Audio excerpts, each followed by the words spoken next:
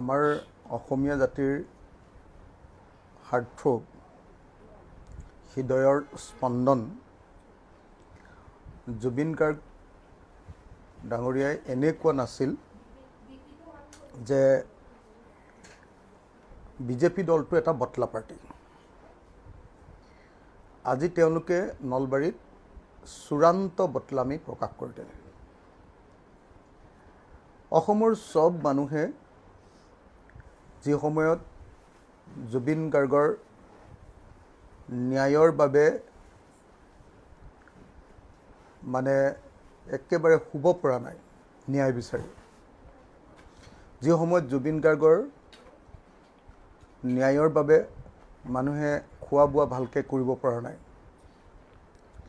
যি সময়ত অসমৰ মানুহে জুবিন গাৰ্গৰ ন্যায়ৰ কাৰণে একো কাম কৰিব পৰা নাই, সেই সময়ত বিজেপি দলে আজি নলবাৰীত যিটো বটলামি কৰিলে সেইটো অসমৰ ইতিহাসৰ ৰাজনৈতিক ইতিহাসৰ আটাইতকৈ ডাঙৰ এটা কৌতুক আৰু জুবিন গাৰ্গৰ প্ৰতি এটা চূড়ান্ত অপমান। যি চৰকাৰৰ হাতত জুবিন গাৰ্গক ন্যায় প্ৰদান কৰাৰ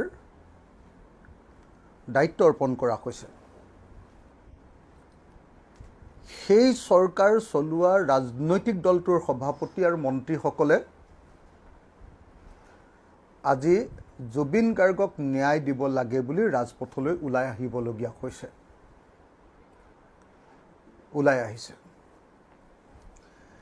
যিটো ডিপাৰ্টমেণ্টে ছিংগাপুৰত গৈ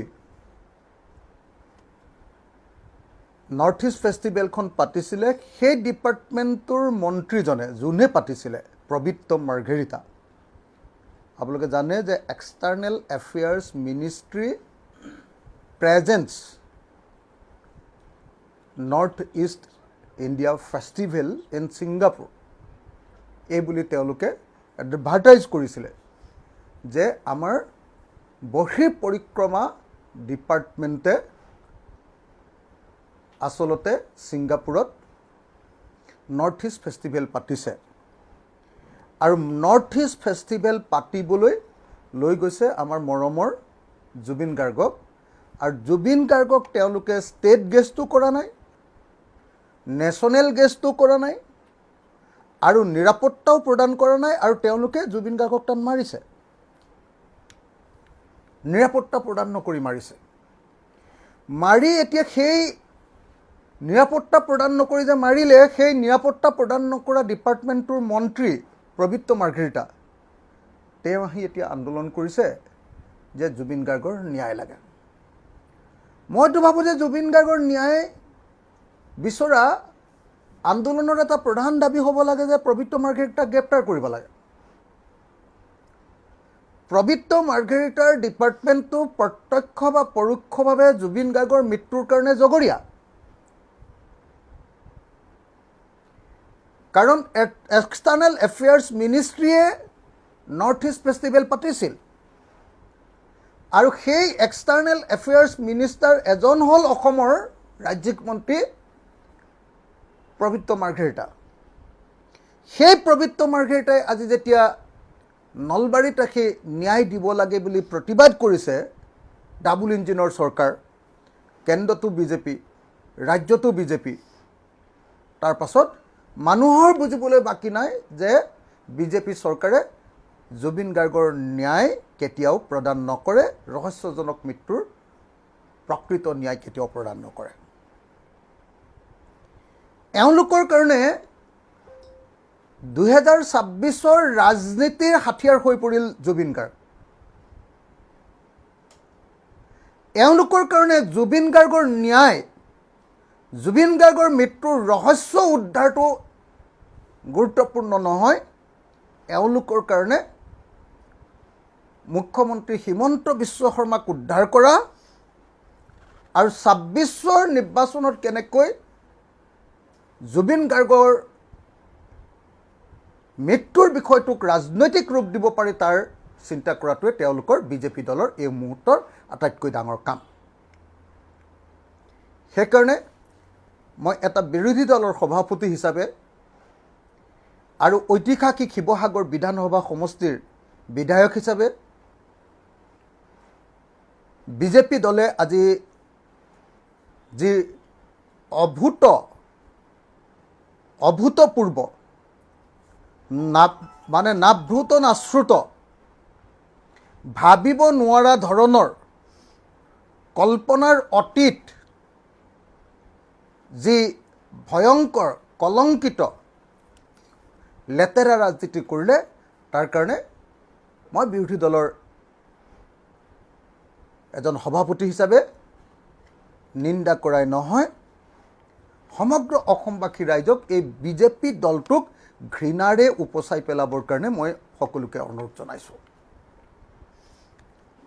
আপোনালোকে সকলোৱে চাওক যে জুবিন গাৰ্গ আমাৰ অসমীয়া জাতিৰ এটা সম্পদ আৰু অসমীয়া জাতিৰ এই সময়ৰ আটাইতকৈ জনপ্ৰিয় শিল্পী। সেই শিল্পীজনক চৰকাৰে মাতি লৈ গ'ল আৰু চৰকাৰে ছিংগাপুৰত তেওঁক নিৰাপত্তা নিদি মৰিবৰ কাৰণে ঠেলি দিলে। তাৰ পাছতো সেই এক্সটাৰ্নেল এফেয়াৰ্ছ মিনিষ্ট্ৰীয়ে সেই নৰ্থ ইষ্ট ফেষ্টিভেলখন বন্ধ নকৰিলে, অকল কালচাৰেল প্ৰগ্ৰেমটোহে বন্ধ কৰিলে। জুবিন গাৰ্গৰ কালচাৰেল প্ৰগ্ৰেমটোহে বন্ধ কৰিলে, অকল ফেষ্টিভেলটো চলাই থাকিলে আৰু চলাই থাকি জুবিন গাৰ্গৰ মৃতদেহটো সোনকালে আনিবৰ কাৰণে কোনো ব্যৱস্থা গ্ৰহণ নকৰিলে। অসমৰ মুখ্যমন্ত্ৰীয়ে ক'লে যে ছিংগাপুৰৰ পৰা মই অসমলৈ জুবিন গাৰ্গক চাৰ্টাৰ্ড ফ্লাইটত লৈ আহিম। তাৰপাছত লাগেজৰ লগত জুবিন গাৰ্গৰ মৃতদেহ আনিলে। আনকি দিল্লীৰ পৰা গুৱাহাটীলৈও তেওঁলোকে ছিংগাপুৰৰ পৰা দিল্লীলৈতো লাগেজৰ লগত আনিলেই, বস্তুৰ লগততো আনিলেই। তাৰপিছত দিল্লীৰ পৰা গুৱাহাটী আহোঁতেও তেওঁলোকে লাগেজৰ লগত জুবিন গাৰ্গক আনিলে। অসমীয়া জাতিৰ আটাইতকৈ জনপ্ৰিয় এটা যুগৰ প্ৰতিনিধি জুবিন গাৰ্গক তেওঁলোকে লাগেজৰ লগত লৈ আহিলে। শেষ শ্ৰদ্ধাঞ্জলি যি সময়ত জনাব লাগে তেওঁলোকে লাগেজ বস্তু বাহানিৰ লগত লৈ আহিলে। আশ্চৰ্যজনক। যিকেইজন মানুহৰ কাৰণে মৃত্যু ঘটিলে, সিদ্ধাৰ্থ শৰ্মা, সন্দীপন গাৰ্গ, এইকেইজনক লগ পায়ো দিল্লী বিমানবন্দৰত গ্ৰেপ্তাৰ নকৰি তেওঁলোকক পলুৱাই পঠিয়ালে। যাৰ কাৰণে প্ৰত্যক্ষভাৱে এজন জগৰীয়া মানুহ আপোনাৰ শ্যামকানু মহন্তক তাৰ পাছতো 19 ছেপ্টেম্বৰত মৃত্যু হোৱাৰ পাছত 6 অক্টোবৰত তেওঁ পূজা চূজা খাই পুলিচৰ ওচৰত এবাৰ দেখা দিবা বুলি এই চৰকাৰে নিমন্ত্ৰণ জনালে। তাৰপিছত অসমৰ মানুহে হাল্লা কৰাৰ পাছতহে অলপ সোনকালে চাৰেণ্ডাৰ কৰি দিলে। চাৰেণ্ডাৰহে কৰিছে, এওঁলোকেতো ধৰা নাই। আপোনালোকে নিজে চাওক। তাৰ পাছত জুবিন গাৰ্গক যেতিয়া আনিলে, অনাৰ পাছত আপোনালোকে এটাকে চাওক, প্ৰথম দিনা যেতিয়া সৰুসজাই ষ্টেডিয়ামত ৰাখিছে কেনেকুৱা বিশৃংখল অৱস্থাত ৰাখিছিলে, প্ৰতিবাদ কৰিবলগীয়া হৈছিলে মানুহে। তাৰপিছত অসমৰ মানুহে ক'লে যে তেওঁ ব্ৰহ্মপুত্ৰৰ কিনাৰত থাকিম বুলি কৈছিলে, ব্ৰহ্মপুত্ৰ নদীত তেওঁক উটুৱাই দিবলৈ কৈছিলে, গতিকে লুইতৰ পাৰত জুবিন গাৰ্গক ঠাই দিব লাগে। দিলেনে? তাৰপিছত তেওঁলোকে যেতিয়া সোণাপুৰত দিম বুলি ক'লে, 10 বিঘা মাটি দিম বুলি ক'লে, এতিয়া 10 বিঘা মাটি দিলেনে? আপোনালোকে নিজে গৈ এবাৰ সোণাপুৰত চাই আহক, বিজেপি চৰকাৰে 10 বিঘা মাটি দিলেনে? সোণাপুৰত যিদিনা দাহ কাৰ্য সাধন কৰা হৈছিল, সেইদিনা সামান্যতম কিবা ব্যৱস্থা, ধুনীয়াকৈ ব্যৱস্থা কৰা হ'লনে বাৰু জুবিন গাৰ্গৰ কাৰণে? মানুহৰ সেইদিনা কেনেকুৱা আল্লাই আথানি আপোনালোকে নিজে চাওক, কোনো ব্যৱস্থা নাই। তাৰপিছত নিজেই আপোনালোকে চাওক যে এই চৰকাৰে কৈছিলে যে ৰাষ্ট্ৰীয় মৰ্যাদাৰে জুবিন গাৰ্গক আমি বিদায় দিম। ৰাষ্ট্ৰীয় মৰ্যাদাৰে জুবিন গাৰ্গক বিদায় দিলেনে নাই? আপোনালোকে আকৌ এবাৰ ভিডিঅ'টো চাওক যে সেইটো ৰাষ্ট্ৰীয় মৰ্যাদা হয় নে নহয়।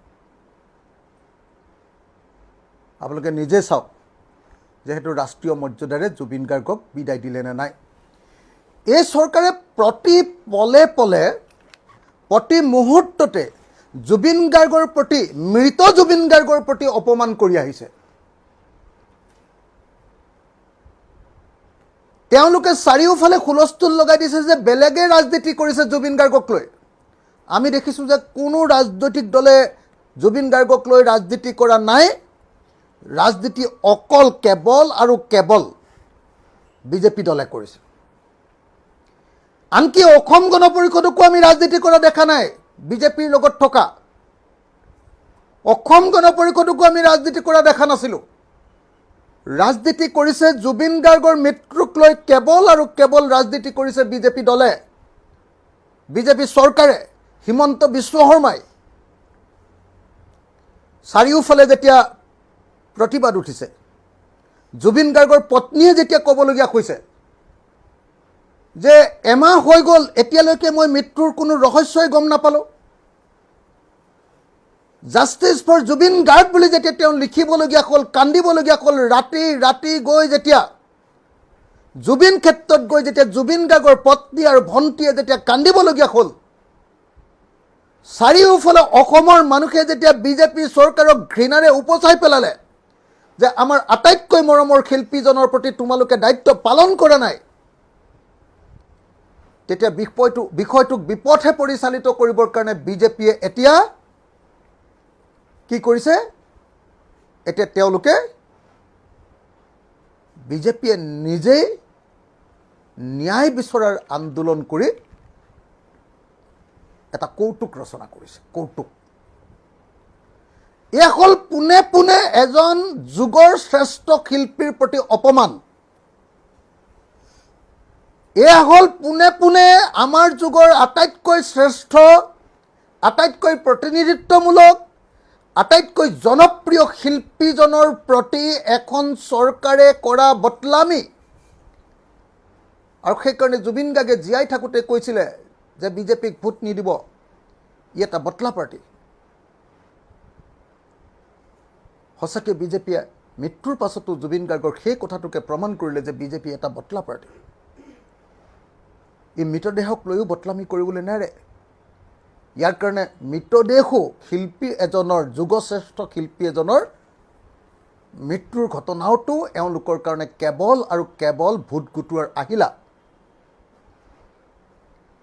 সেইকাৰণে আমি এই দুৰ্ভাগ্যজনক সত্যক, আজি নলবাৰীত হোৱা যিটো দুৰ্ভাগ্যজনক সত্য যে অসমৰ ৰাজনৈতিক ইতিহাসৰ আটাইতকৈ নিকৃষ্ট ঘটনা, যি চৰকাৰে আমাৰ জুবিন দাক ন্যায় দিব লাগিছিলে, সেই চৰকাৰে 30 দিন পৰ্যন্ত য'ত ঘটনা ঘটিলে তালে তদন্তকাৰী কমিটিকে পঠিয়াব নোৱাৰিলে। ন্যায় দিয়াটো বাদেই দিয়ক, ৰিজাল্ট এটা ওলোৱাৰ কথাটো বাদেই দিয়ক, য'ত ঘটনা ঘটিছে 1 মাহ পুৰ খোৱাৰ দিনালৈকে যাবই নোৱাৰিলে, 32 দিনৰ দিনাহে গৈ পাইছেগৈ। আৰু গৈ পাইতো কোনো কামেই নাই। তাত যিমানেই তথ্য নানক লাগিলে সেই তথ্যৰ কোনো ভেলু নাই, কাৰণ তাৰ পৰা তথ্য আনিবলৈ হ'লে ভাৰতবৰ্ষৰ যিখন আইন আছে এতিয়া BNSS 2023 তাৰ 112 নম্বৰ ধাৰা অনুসৰি কোৰ্টৰ জৰিয়তে সেই তথ্যখিনি আনিব লাগিব। সেইকাৰণে অসমৰ সব মানুহে দাবী কৰি আছে যে সুপ্ৰিম কোৰ্টৰ নিৰীক্ষণত বা হাইকোৰ্টৰ নিৰীক্ষণত CBI তদন্ত হওক। সেইটোৰ পৰা লুকাবৰ কাৰণে তেওঁলোকে বিজেপি এতিয়া প্ৰতিবাদ কৰিছে। সবে কৈ আছে যে জুবিন গাৰ্গৰ মৃত্যুৰ বিষয়টোক এটা ৰাষ্ট্ৰীয় বিষয়, প্ৰধানমন্ত্ৰীয়ে ইয়াত হস্তক্ষেপ কৰা দৰকাৰ, সবে কৈ আছে। সেইটো লুকুৱাবৰ কাৰণে বিজেপিয়ে আজি নলবাৰীৰ এই আন্দোলন নিজৰ চৰকাৰৰ বিৰুদ্ধে নিজেই আন্দোলন কৰিছে। এতিয়া মানুহে কৈ আছে যে বিজেপিয়ে যদি বিজেপি চৰকাৰৰ বিৰুদ্ধে আন্দোলন কৰে, বিজেপিৰ ৰাজ্যিক সভাপতিজনে যদি আন্দোলন কৰে, যিজন মানুহে মিটিংখন পাতিছিলে পবিত্ৰ মাৰ্ঘেৰিটা, যিজন মানুহে ছিংগাপুৰত মিটিংখন পাতিছিলে, সেই মানুহজনে, যিজন জগৰীয়া, সেই মানুহজনেই যদি এই আন্দোলনটো কৰে, তেতিয়াহ'লেতো কাইলৈ পৰহিলৈ শ্যামকানু মহন্ত, সিদ্ধাৰ্থ শৰ্মা আৰু এটা কি শৰ্মা আৰু এটা গোস্বামী আছিলে, শেখৰ গোস্বামী, ইহঁতেও আহি চাগে কাইলৈ পৰহিলৈ জুবিন গাৰ্গক ন্যায় দিয়ক বুলি আকৌ প্ৰতিবাদ কৰিব। CID আৰু SIT-য়েতো প্ৰতিবাদ কৰিবই যে জুবিন গাৰ্গক ন্যায় দিয়ক। তাৰ পাছত আকৌ আমাৰ কোৰ্টে প্ৰতিবাদ কৰিব লাগিব জুবিন গাৰ্গক ন্যায় দিয়ক বুলি। কি এক ভয়ংকৰ প্ৰশাসনৰ মাজত অসমীয়া জাতি বাস কৰিছে। মুখ্যমন্ত্ৰীয়ে নিজে কৈছে, মুখ্যমন্ত্ৰীয়ে কৈছে যে এই প্ৰতিবাদ যিটো প্ৰতিবাদ বন্ধ হৈ যাব যদিহে তেওঁ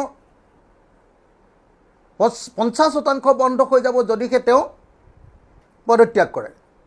আৰু কৈছে যে গৌৰৱ গগৈ যদি মানে মুখ্যমন্ত্ৰী হয় তেতিয়াহ'লে একেবাৰে প্ৰতিবাদটো বন্ধ হৈ হ'ব।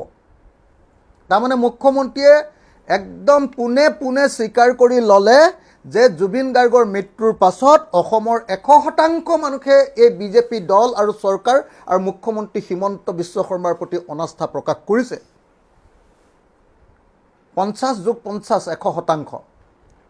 100জন মানুহৰ ভিতৰত 100জন মানুহে এতিয়া হিমন্ত বিশ্ব শৰ্মাৰ পদত্যাগ আৰু তাৰ বিপৰীতে বেলেগ এজন মানুহক মুখ্যমন্ত্ৰী পতাটো বিচাৰিছে বুলি হিমন্ত বিশ্ব শৰ্মাই অলপ আগতে কালিৰ দিনটোত একদম পোনপটীয়াকৈ ঘোষণা কৰি দিলে।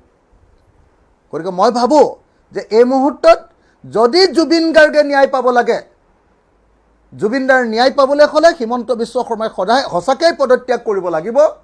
আৰু বিজেপি চৰকাৰ থকালৈকে জুবিন গাৰ্গে যে পদত্যাগ ন্যায় পাব নোৱাৰে, বিজেপি চৰকাৰে পদত্যাগ নকৰালৈকে যে জুবিন দাই যে ন্যায় নাপায়, আজি নলবাৰীৰ প্ৰতিবাদটোৱে সেই কথাটোকে অতি স্পষ্টকৈ প্ৰতিপন্ন কৰি দিলে।